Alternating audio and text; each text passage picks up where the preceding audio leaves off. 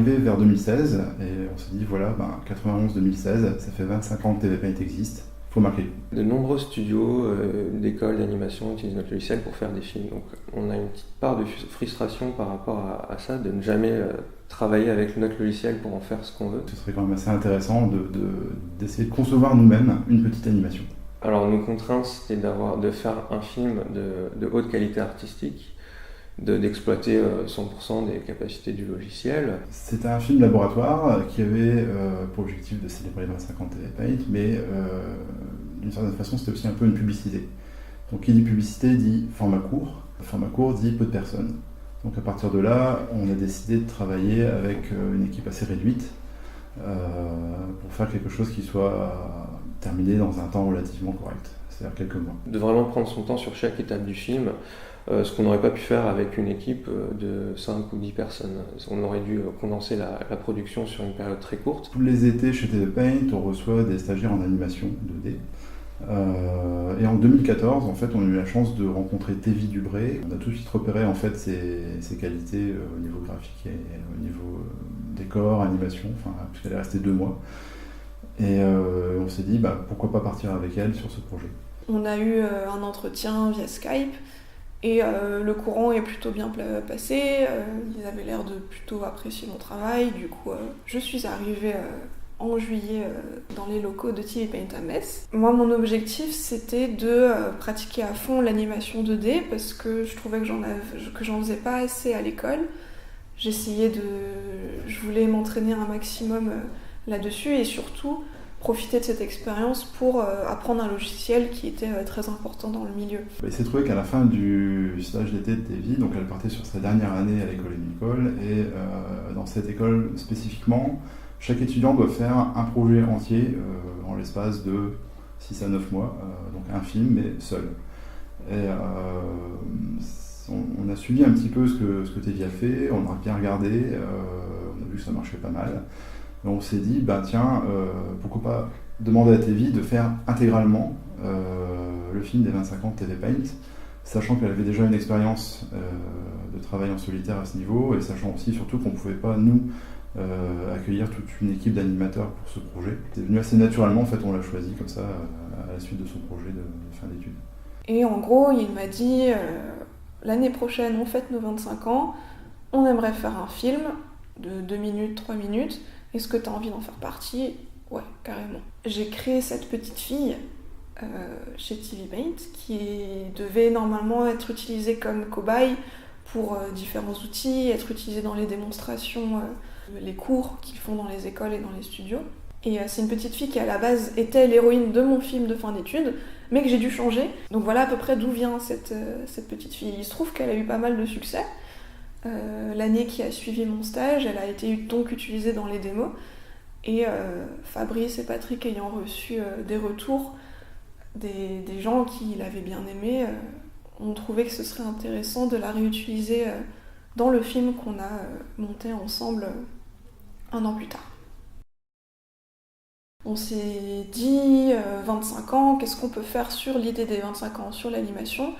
Pourquoi pas faire une petite fille qui grandit jusqu'à ses 25 ans et qui découvre sa passion pour l'animation. En gros, l'idée c'était ça, c'était 25 ans de passion, 25 ans d'animation. L'idée étant clairement de faire le lien entre l'évolution de cette petite fille, de sa technique et de la technologie de l'animation. Donc elle est enfant, elle dessine avec des craies, jusqu'à ce qu'elle touche finalement à l'outil digital. Le principe de TV Paint, c'est de faire le lien entre les outils digitaux et les outils traditionnels. C'est le principal intérêt du logiciel qui fait qu'aujourd'hui il est très utilisé dans le monde de l'animation. Et c'est surtout ce point-là qu'on avait envie de mettre en avant dans ce film.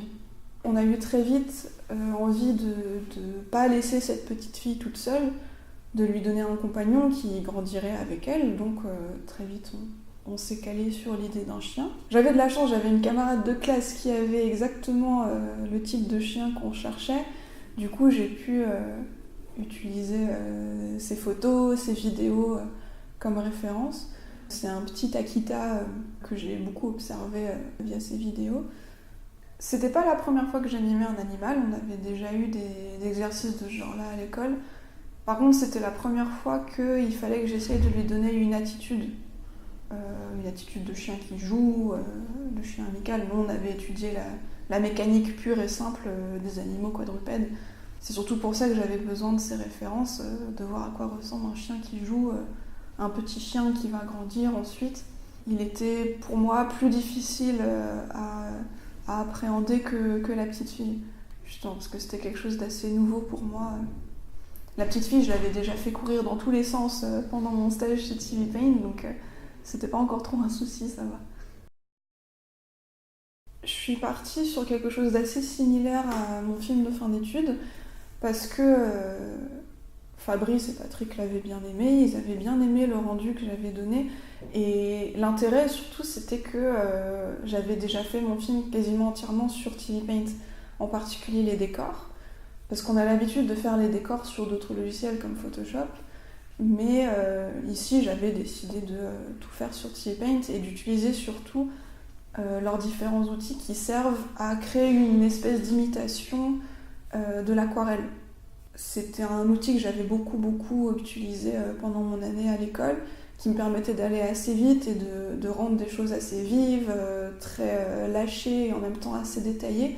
Très vite, je suis allée vers un rendu de ce genre-là sur le film qu'on a fait ensemble. On faisait des recherches de graphisme, où j'ai fait quelques études d'anime à côté parce qu'il fallait animer un chien, faire apparaître la cathédrale de Metz, ce genre de choses. J'ai sorti 4-5 images à différentes étapes clés du film où j'ai jeté dessus des couleurs. J'ai fait plusieurs versions avec différentes teintes.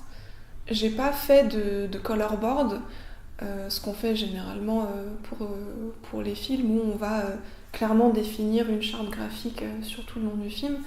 Vu que là j'étais seule sur ce projet, on a rapidement posé ces 5 images qui étaient représentatives de chacun de ces éléments clés, et c'était suffisant. Après, je me suis lancée dans la prod. Ce qu'il fallait sur ce projet, c'était une validation à chaque étape. Storyboard, animatique, décor, animation, ambiance, etc. Et il fallait aussi pouvoir échanger des fichiers et donner des retours. Donc on avait un système où Tevi envoyait ses fichiers au fur et à mesure de l'avancement. Et nous, en fait, on envoyait les retours généralement par email pour dire ce qu'on pensait, ce qui pouvait aller, ce qui n'allait pas, ce qu'on pouvait garder, ce qu'on ne gardait pas. Et à chaque fois, il y avait les commentaires qui étaient renvoyés. Et ça s'est fait comme ça, tout simplement, au fur et à mesure. La production a duré de août jusqu'à début mi-avril. Au bout de 2 semaines, on avait déjà un storyboard qui était validé. Donc le storyboard, c'est le premier croquis du film en fait. C'est plusieurs vignettes comme des vignettes de bande dessinée où on va poser les actions sous forme de croquis, poser les premiers cadrages, les premières notes, les premiers commentaires sur le film. C'est quelque chose qu'on peut faire directement sur TV Paint, ils ont un outil spécialement pour ça. C'est le premier jet du film que j'ai donné à Fabrice fin août. Après, ces vignettes de storyboard, on va les monter en animatique, c'est-à-dire qu'on va les mettre les unes à la suite et faire en fait le vrai premier jet du film. Donc avec les bonnes durées de plan et tout, ça permet d'avoir bien sûr une meilleure idée de la durée du film, de comment les plans s'enchaînent. Souvent on se rend compte de certains problèmes de raccord au moment de l'animatique alors qu'on les voyait pas forcément au moment du storyboard. Ça permet aussi de pousser bien plus le storyboard parce que on va un peu plus animer certaines actions alors que le storyboard ça va juste être des poses assez distinctes. À la base dans les premiers jets du film, elle se transformait en chevalier avec une épée, une armure et son chien devenait un cheval. L'armure donnait un côté trop lourd à cette petite fille. On a essayé de chercher quelque chose de plus léger, de plus volatile, comme l'esprit de tout le film en fait. C'est pour ça que le mousquetaire avec ses plumes était beaucoup plus approprié. Puis le chien qui devient un loup, ça a aucune cohérence, mais on s'en fiche. C'est un enfant qui imagine ces trucs. C'est justement ça qui est rigolo, je trouve. L'animatique, c'est on met tout ça en mouvement. Et là-dessus, on va ensuite caler les animations, la musique et tout le reste. C'est à partir de là, généralement, que le musicien entre en scène et que lui commence aussi à faire son premier jet de musique. Pour la musique, notre choix s'est porté sur Louis Warinsky, que je connais de longue date, et qui est un groupe de musique qui s'appelle Chapelier Fou, qui existe depuis une dizaine d'années. Et avec Chapelier Fou, il a travaillé notamment sur des films d'animation, dont un film en stop motion qui s'appelle Little from the Fish Shop.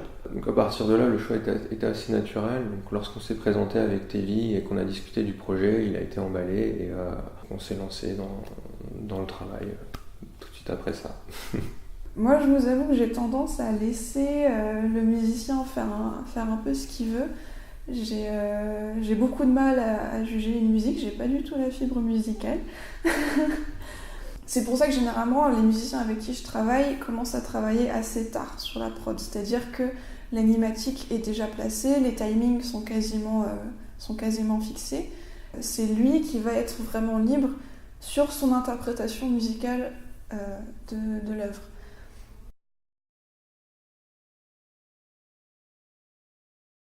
Ce qu'on faisait, c'est que je lui envoyais la version récente du film, il me renvoyait une version de la musique, je renvoyais des retours, et à la prochaine version du film que je sortais, il mettait à jour sur les commentaires que j'avais faits. Les seuls véritables retours que je pouvais lui faire, c'était au niveau du timing. Par exemple, certains raccords de plan que je voulais que la musique puisse suivre, où je lui envoyais ce genre de précision. Mais au niveau de l'aspect vraiment artistique de la musique, il était vraiment totalement libre.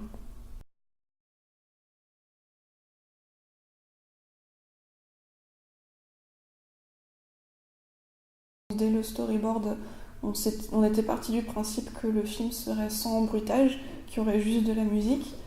Déjà, toujours dans l'idée qu'on voulait le moins de personnes possible, que ce soit le plus simple à organiser, faire mon truc tranquillement de mon côté sans avoir à gérer un bruiteur, devoir enregistrer des voix.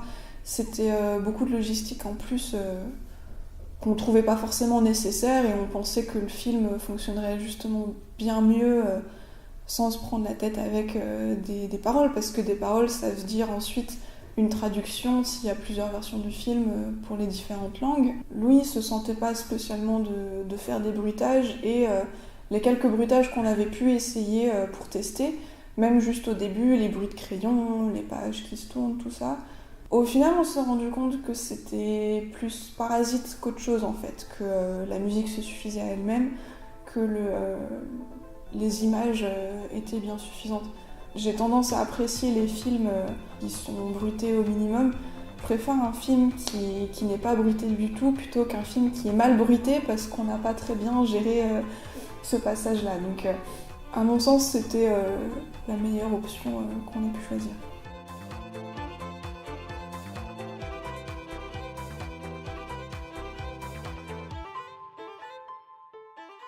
Donc j'ai adoré travailler sur ce projet, mais c'est vrai que l'animation m'a pris beaucoup plus de temps que ce que j'ai pensé, et ça a pu parfois être assez difficile à gérer au niveau du planning, parce que j'ai appris sur le tas quelles étaient mes limites, quelles étaient mes forces. Donc j'ai pu contrebalancer ça, parce que justement mes décors, je les ai expédiés très très vite sans trop de problèmes, alors que l'animation a été plus difficile. Et ils ont, à partir de janvier, engagé un stagiaire qui venait de la même école que moi, Paul. Il a pris en charge tout ce qui était colorisation de l'animation. L'animation, ça se base sur plusieurs petites étapes. On a bien sûr une partie crayonnée où je vais placer les formes simples, les quelques volumes. Je vais ensuite repasser par-dessus avec une ligne qui est plus claire, plus précise.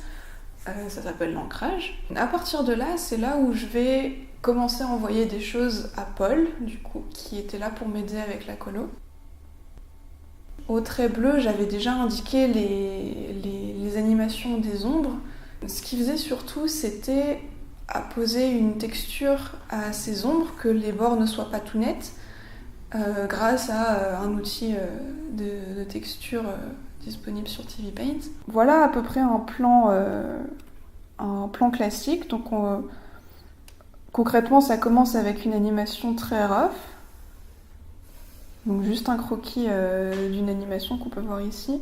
Au niveau des outils, je me fabrique un peu les miens avec ceux qui sont déjà présents sur le logiciel. Du coup, je me suis créé une petite brosse de traits qui est juste un peu irrégulière, qui est assez nette, mais en même temps pas trop lisse. Et en fait, j'utilise toujours plus ou moins les brosses aquarelles de TV Paint que je rebidouille.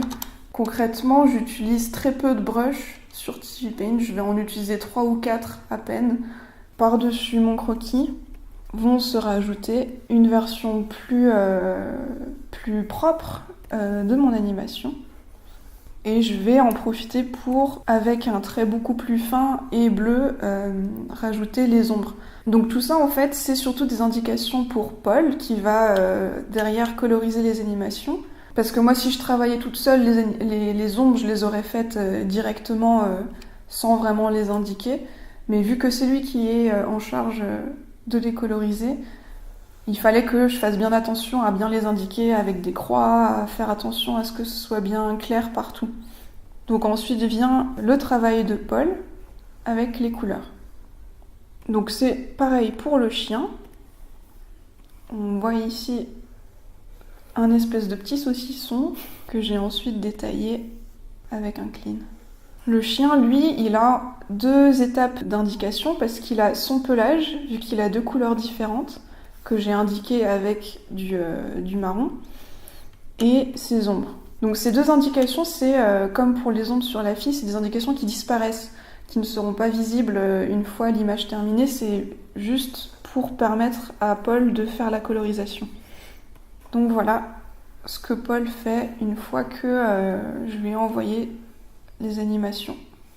Et à partir de là vient une étape de fignolage en fait, où je rajoute par-dessus mes animations des dégradés. Je rajoute par-dessus un dégradé un peu vert. Pareil pour le chien. Ça permet en fait de donner un peu de vie à la colorisation, ça permet de rendre ça un peu moins plat. Donc je gère l'opacité de l'ombre et du dégradé pour éviter que ce soit trop vert.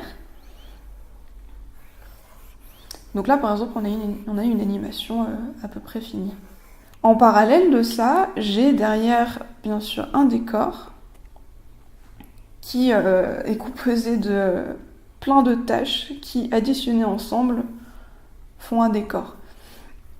Donc c'est là où je dis que j'utilise vraiment 2-3 brosses de TV Paint à peine, qui sont les brosses d'aquarelle, celle-ci. Peut-être un peu celle-là aussi. Mais concrètement, j'utilise uniquement celle-là, avec l'outil qui permet de mélanger les tâches entre elles.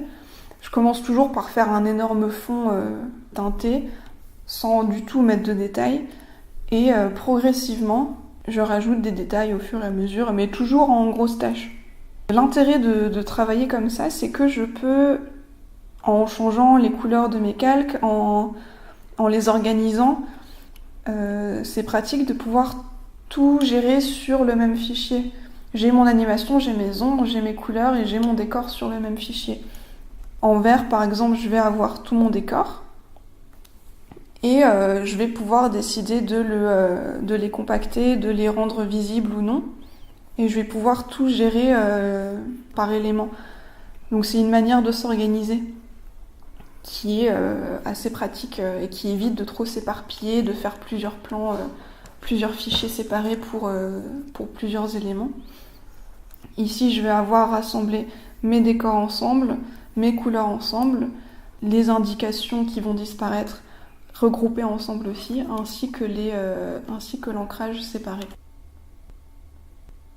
Donc la dernière étape avant le montage, le compositing, où en gros on va rassembler toutes ces couches, les décors, les animations, la couleur, les ombres, et on va rassembler tout ça et créer l'image finale. Et à partir de ces images, on va ensuite tout monter ensemble, et c'est là où on aura le film terminé. On a l'animatique au début, et c'est sur cette animatique qu'on va progressivement remplacer les plans selon leur avancée. Donc j'ai l'animatique, je vais par exemple terminer un décor, je vais le remplacer dans l'animatique et je vais terminer les animations, et au fur et à mesure, les animatiques se construisent. Et au fur et à mesure, je vais faire différents exports de ces animatiques. C'est pour ça qu'il y a 56 versions du film selon les différents stades de progression. Mais c'est sûr qu'il n'y a pas un dernier moment tout à la fin où d'un seul coup je vais tout mettre ensemble. Ça se fait progressivement, sinon on perdrait beaucoup trop de temps. Une fois que Fabrice et Patrick m'ont donné leur validation, début mai, toute la moitié du mois a été consacrée à la préparation de la sortie du film. Avec l'équipe de Carton Brew, on a préparé l'article. J'ai fait une affiche, des badges, d'autres visuels pour la promotion du film. Et tout ça dans le but que le film soit prêt fin mai et que TV Paint puisse le diffuser sur leur stand au MIFA à Annecy. En ce qui concerne la diffusion, l'idée c'est de le montrer le plus possible sur le plus de réseaux sociaux possible, qu'un maximum de personnes puissent le voir.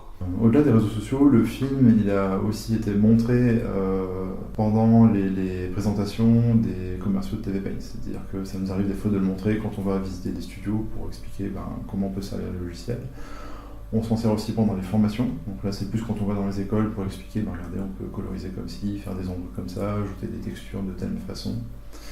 Dans des conférences, alors là, c'est pendant les festivals, c'est plus pour expliquer comment on fait de l'animation 2D au travers du logiciel. On a soumis le film à différents festivals. Il y a Anima en Belgique, il y a le BIAF en Corée, sachant que Tevi avait déjà reçu un prix là-bas, donc on se dit tiens, ça pourrait être amusant de présenter son deuxième film. Puis il y en aura d'autres, puisque les inscriptions dans les festivals se font tout le long de l'année, donc à partir de là, voilà, on va essayer de présenter dans un maximum d'endroits, et puis on verra les retours. Un des autres avantages de ce film, c'est que comme c'est nous qui l'avons produit, nous possédons tous les fichiers de fabrication, donc les projets. On partagera des parties de projets pour que les utilisateurs découvrent les fonctionnalités en partant des projets de ce film. C'est un double aspect, c'est un aspect qui va être promotionnel et pédagogique. Donc le promotionnel, si vous voyez ce making-of maintenant, a priori il est déjà fait puisque vous voyez déjà le film.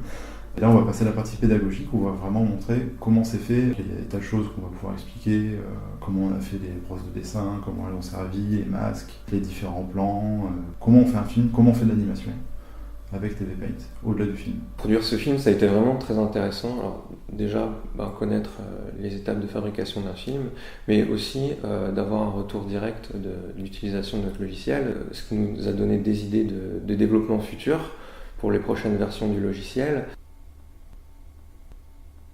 On envisage de continuer dans la production. On a des idées pour l'instant qui sont en développement. Moi personnellement j'aime bien garder une petite part de secret pour faire une surprise, donc vous verrez bien. Maintenant si effectivement on a des gens qui sont motivés pour venir ici en stage et puis qui souhaitent peut-être plus tard travailler avec nous, ou même des gens tout court qui sont intéressés pour travailler avec nous, dès qu'on va un petit peu plus officialiser nos projets, on sera très heureux de les accueillir.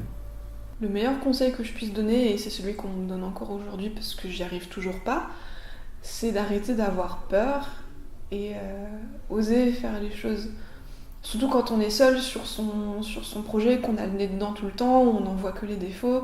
Je suis assez contente parce que j'ai eu pas mal de gens qui m'ont soutenue derrière, même si, au final, même si c'est quelque part ça reste un petit projet, pour moi, toute seule qui sortait des études, c'était quelque chose de gros. C'était mon premier projet professionnel. Du coup, j'ai été tétanisée par la peur. Je le suis toujours d'ailleurs.